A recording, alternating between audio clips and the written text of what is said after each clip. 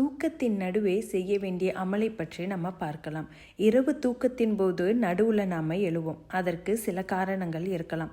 ஒரு குழந்தையோட அழு சத்தம் கேட்டு எழுந்திருக்கலாம், அல்லது மழை பெய்யக்கூடிய சத்தமோ, வேறு ஏதாவது ஒரு சத்தமோ, அல்லது குளிராக இருக்கலாம், வெப்பமாக இருக்கலாம், அல்லது நம்மளுடைய தூக்கத்தினுடைய நிலையை மாற்றிக்கொள்றதுக்காக நம்ம எழுந்திருக்கலாம். இன்னும் பல காரணங்கள் இருக்கு.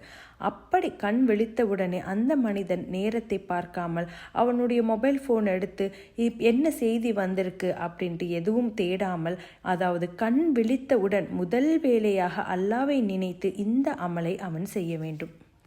லா இலாஹ இல்லல்லாஹு வஹ்தஹு லா ஷரீக லஹ் லஹுல் முல்கு வ லஹுல் ஹம்து வ ஹுவ அலா குல்லி ஷைஇன் கதீர்.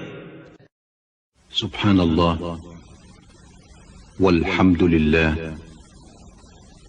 வ லா இலாஹ இல்லல்லாஹ் வல்லாஹு அக்பர் ولا حول ولا قوة إلا بالله العلي العظيم. இந்த திக்ரை ஓதிய பிறகு அந்த மனிதன் ரப்பே அஃபிர்லி என்று சொல்லும்போது அல்லாஹ் அந்த மனிதனுடைய பாவங்களை மன்னிக்கிறான்.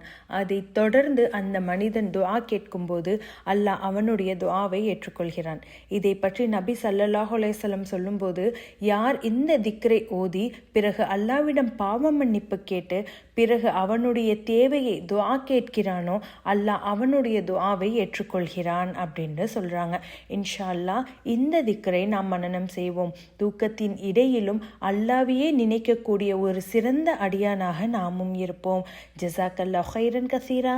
அஸ்ஸலாமு அலைக்கும் வரஹ்மத்துல்லாஹி வபரகாத்துஹு.